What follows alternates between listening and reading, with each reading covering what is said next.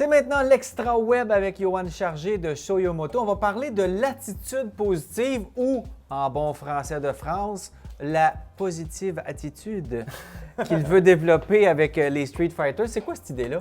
C'est l'idée de représenter en fait des guerriers samouraïs, là, yin et yang, un peu dans la rue, là, et surtout pour faire voir aux gens qu'on n'est pas tous des incompétents, des gens qui roulent en deux roues sur la moto, là, Ouais, des fous. Des fous, là, voilà, et qu'on est tous là un peu pour s'entraider, là, puis faire évoluer le système dans le bon sens du terme, en fait. Et est-ce que les gars qui s'achètent des Street Fighter ou qui les fabriquent eux-mêmes ont cet esprit-là aussi ou t'es un précurseur? Là? Ouais, ils ont un esprit un peu vengeur, là, puis un peu frustré là, de tout ce qui sent pas, tout ce qui sent bien, puis tout ce qu'il y a. Là, Avec tout ce qui la se passe. motosport? Surtout avec l'augmentation des plaques et puis tout le reste. Là, donc, c'est pas évident là, à calmer les esprits, mais ça se fait très, très bien.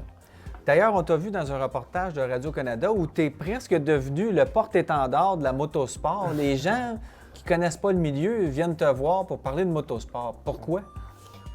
Ben parce qu'on je veux pas juger ni quoi que ce soit, mais en Europe, on a une autre philosophie d'approche au niveau de la moto et au niveau surtout du respect là, des automobilistes envers les motos. Là. Mm-hmm. Et c'est... C'est ça qui fait que c'est différent en fait. Les gens sont beaucoup plus ouverts d'esprit de plus en plus et commencent à se conscientiser et puis à regarder qu'est-ce qui se passe à l'étranger ou dans d'autres pays là, pour voir s'il n'y aurait pas des solutions positives là, à apporter là, à Avec ce la système. moto et la cohabitation Voilà. auto-moto. Voilà. Mais ça va Auto, pas vite ici. Non, pas très. C'est Les gens sont pas très réveillés, mais bon, un jour viendra. Mais est-ce que tu travailles aussi sur le comportement de tes clients? Parce que c'est Oui. sûr que Oui, le oui, jeune beaucoup. de 25 ans qui s'achète une moto comme ça, qui a peut-être une Civic avec la casquette de travers surbaissée, peut-être que lui, il n'achète pas ça pour être zen, il achète peut-être ça pour faire la vedette. Ouais, faire mais des en wheelies général, et tout ça, là. le client qui veut un street bike comme ça là, est obligé de passer par l'étape psychologique là, de savoir Ah oui? s'il est apte de conduire un Ah engin oui, de même. il y a un test. Ouais, il y a le test.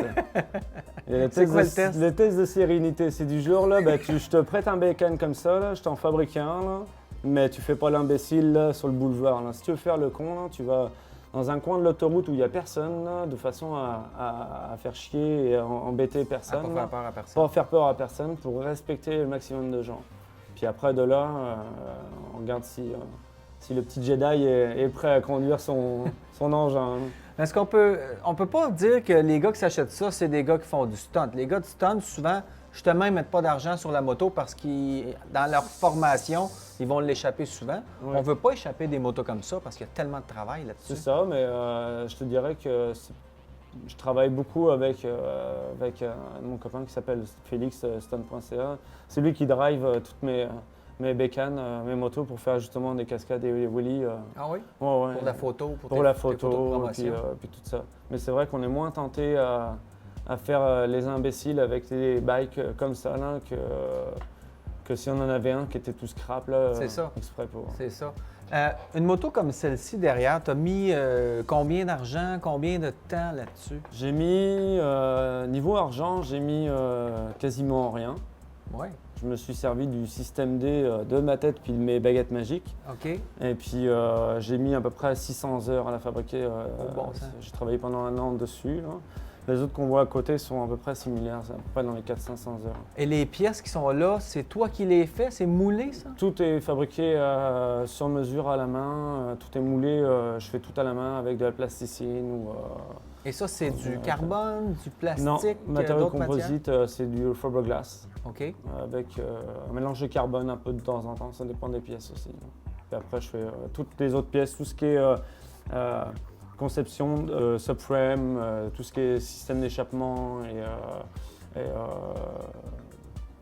machinage aussi, on le fait ici. De A à Z. De A à Z. Et est-ce que ces motos-là doivent être homologuées par la suite ou tu fais tes modifs et tu vas mettre la plaque sans la faire inspecter par Non, la SAC? ces motos sont inspectées par la SAC, là, par la SAC et sont validés par la SAC. D'accord. Donc, si on fait affaire avec toi, on veut faire raccourcir la moto, allonger, faire n'importe quelle modification. Ouais. Après ça, il faut penser qu'on doit aller la faire approuver. Ben, par- c'est pas forcément obligé. Là. Si on part avec une moto qui n'a pas le besoin d'être inspectée, là, on n'a pas à la faire inspecter par la suite. Là. OK. Si, admettons, c'est une moto qui est reconstruite là, et qui passe par mes mains, là, je m'assure de l'emmener à la SAC pour faire une inspection mécanique pour la mettre après sur la route. Parle-moi de ton bike. Qu'est-ce que tu as changé là-dessus? Ou qu'est-ce que tu as ajouté? Qu'est-ce que j'ai changé puis qu'est-ce que j'ai ajouté? Je te dirais que c'est assez grand, mais à la base, c'était une GSX-R 1000 de 2002. J'ai refabriqué un subframe avec un arrière de Ducati que j'ai superposé. Toute la partie moteur est originale. La partie sous-arme a été changée pour un plus récent. Tout le système de fourche avant a été changé aussi pour un autre système plus perfectionné. Tout le reste de qu'est-ce que tu vois ici, là, tout ce qui est système d'échappement, tout le système de body, là, j'ai tout sculpté sur mesure en fait. J'ai Donc, tout créé tu sur mesure. dessines, tu sculptes, Voilà. tu fais tes moules et tout ça. Voilà. OK. Mais toi, quand tu vas dans un magasin, il n'y a rien qui t'intéresse sur le plancher? Il faut que tu fasses ta moto? C'est ça, ouais. Je suis comme autodidacte, là. Je m'inspire, là, puis après, je laisse aller ma conscience, là, puis je fabrique. Parfait. Et aussi, ce qu'il faut dire, quand on rentre chez Shoyo Moto, on penserait qu'il y aurait de la musique heavy metal, tout serait dark, mais non, ça sent l'encens et on a de la musique zen. Il faut rester zen dans la vie pour avancer, parce que sinon, là, on va se casser la tête, là, puis on va mourir jeune, donc... Ah bon? Ouais. Donc, c'est ça ta positive Ouais, attitude. c'est ça, Parfait. une positive attitude. Donc, en terminant, tes coordonnées pour les gens qui veulent te rejoindre, c'est quoi? Donc, c'est www.shoyomoto.com et sinon, le téléphone, c'est 450-736-3337. Et tu es au 219A Curie-Labelle à Sainte-Rose. Shoyo Moto, SHO. WYO Moto. Parfait. Alors voilà, c'est tout, c'est ta plug et on prend 10 Je dis tout le temps après, tu sais. Bye.